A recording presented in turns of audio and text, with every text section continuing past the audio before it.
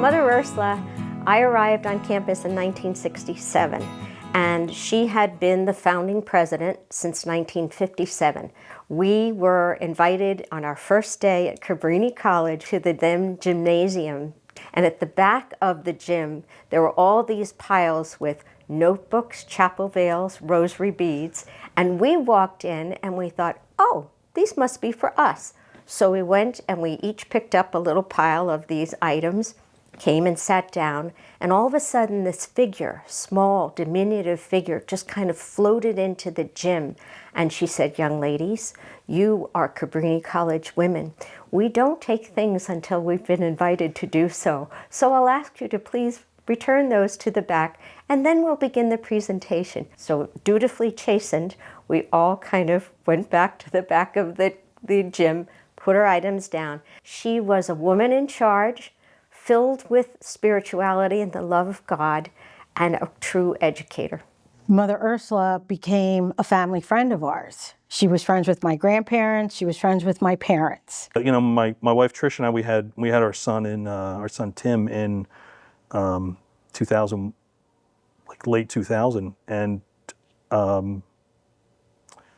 Mother Ursula passed away when he was like 3 months old or 2 months old. And that was like the first place we took him out of the house, was to go to her funeral, which in hindsight, not a terribly good idea to bring a 2-month-old to a funeral, but that's what we thought. Oh my, you know, we need to be there for that. And of course, when we started, it was an all-girls school, and they had these strict rules, which we broke right away. I remember, you know, walking into the class one day with a pair of pants on, and one of the seniors came up to me and said, you know, we have a dress code here. You know, you can't wear pants to class. And I'm like, yeah, I can. We would have missionary sisters as dorm mothers. So when your dates would come to pick you up, there was a room that is now outside admissions, but it was then carpeted in blue. And it was called the Blue Room, where if your date came to pick you up, you would have to meet Mother Mac or one of the other dorm mothers and introduce your date to her. And she would kind of give them the once over to make sure that one of her girls would be going out with a reputable young man. Or in the early days, in the 70s, we really had, we were down to about 350 students, and the faculty said, well, we have to do something about it. And Dr. Zurich said, well, I'll take over admissions, and he did, all right? And we faculty wrote personal letters to potential students saying, come here. And we doubled our enrollment, right? Different faculty took responsibility for different administrative things. I remember taking exception, having been the student government president, when the student body elected its first guy, and I thought, oh, come on, let's not acquiesce. My very first day moving into council, we're unloading the car, my parents, and Doc Gerard happens to walk by. And when he walks by, I have a jump rope around my neck. I have a weight jacket that I used to work out in. I had a weight jacket that I was wearing, and I was carrying like 2 pairs of sneakers and a basketball. And he says, do you play basketball? And I said, a little bit. And he says, well, we'll be in the gym tonight at 6 o'clock. I can remember going down to Father Jack's house after a basketball game, right? And everyone who was at the game came there, and he would have a case of beer, and there'd be 400 people there with a case of beer. So he used to always have upperclassmen down at the Gatehouse. If we were watching Monday Night Football or we were watching, just hanging out. He always had a crock pot full of roast beef. He always had something in the fridge to drink, and it was an open door policy. The night of John Lennon's assassination, we were watching Monday Night Football with Jack McDowell. And then the news breaks that John was just killed. And there probably was 15 or 20 guys in there all hanging out. And Father Jack instantly shifted from the happy-go-lucky, jovial, hanging out buddy to part friend, part music fanatic, part priest, he did a wonderful job of halting the world and putting everything on hold while we tried to corral our feelings and try to figure out what does this all mean. We were, bored one night, I don't know, it was a random night, and we decided, hey, why don't we, we had a couple, why don't we put that porta potty in the mansion foyer? Everyone goes, that's a terrible idea. Let's do it. So Bob and I take off and we get into the mansion, and we planned out how the guys were going to pick up the porta potty and put it in Pete's truck. And they were going to drive, so they had to tip it on its side, and they were going to drive the truck from Residential Boulevard in front of House 2 all the way down around between is it still called the Royman Center? So between the library and the Royman Center, across the back lawn of the mansion, somehow we're going to get it inside. And Bob and I are watching out the front window of the mansion, and then we hear them coming.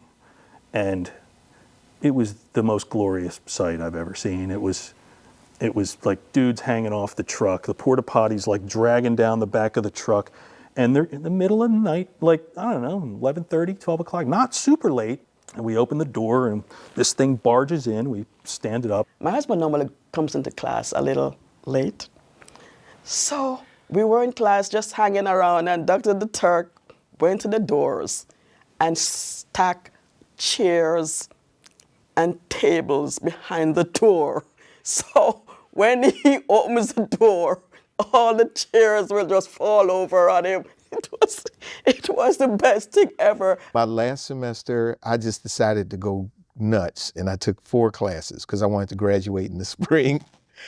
And I was too exhausted to drive to Norristown where we were living at the time.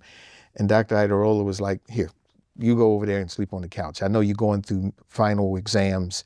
So that couch down there by the piano, that was my spot. And she told everybody in the mansion, like, leave him alone. Like, he's in finals. He's taking 400 level classes. And if I had drove home, I probably would have been in a car accident. But she was like, yeah, go over there. Just don't, take your pants off or anything. But, just go over there and lay down. When I would go home on a Tuesday night, I knew that when I came in on a Wednesday morning, the paper would be done. And Loquitur never in 65 years missed a deadline. And students did that themselves. My junior year, we were going to the championship game, and we were very nervous. And our captain, Chrissy Malone, she had us all go to the center of the field, and it was grass back then, so this is a little less dangerous than if it was on the turf, but we all went to the center of the field, and we all wrote down our biggest fear about the game, and then we set it on fire, and we burned it on the field, and then the next day we won the championship game. We had been picked to finish like 7th or 8th in the conference, and we were pissed. We were so mad because we knew we were really good. And we ended up going undefeated in the conference that year and winning the conference. We lost in the first round of the NCAAs, so the next year we were like, that's our next goal. We want to win the conference again. We want to get an NCAA win because that hadn't been done in the program yet. My junior year, we finally won that first NCAA game. We had one room on the second floor, this floor, that was actually a huge room, and they made 2 out of them, okay? So all they did was they put up a wall, and there was a light switch on one side. And there was a language teacher, I remember her name, everything, but she was saying, turn on the light, turn off the light. And she's turning them on and off. And the kids are taking a test in my room, and the lights are going on and off. I got to travel to Africa. Sister Barbara said to me, you really need to come to Swaziland. I got selected to go visit our mission, Mother Cabrini's mission in Swaziland, and we were working with African orphans. My experience in Swaziland with the missionary sisters, like Sister Barbara and Sister Diane, was probably the most transformative experience that I had. We did service trips. I was on one to New Orleans with Habitat for Humanity to help rebuild a house. Truthfully, I didn't pay too much attention to the missionary sisters until I went to Brazil. I visited a nursery school for children of prostitutes. Just let that sink in. So the missionary sisters set up a nursery school so the mothers could sleep after they had been working all night as, sex workers. But the missionary sisters didn't hold, they realized that these were women who needed to earn money for their children. and the sisters took care of the children during the day. And I just said to myself, wow. This campus, and yes, while it's beautiful,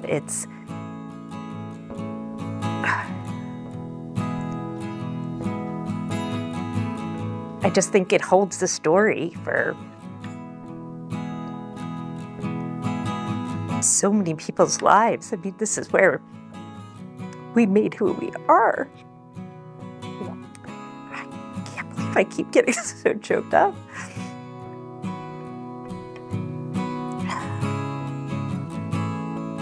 And I do think that there is that air of excellence always here. And even when you are able to leave this campus, that it means something. When somebody said, I went to Cabrini.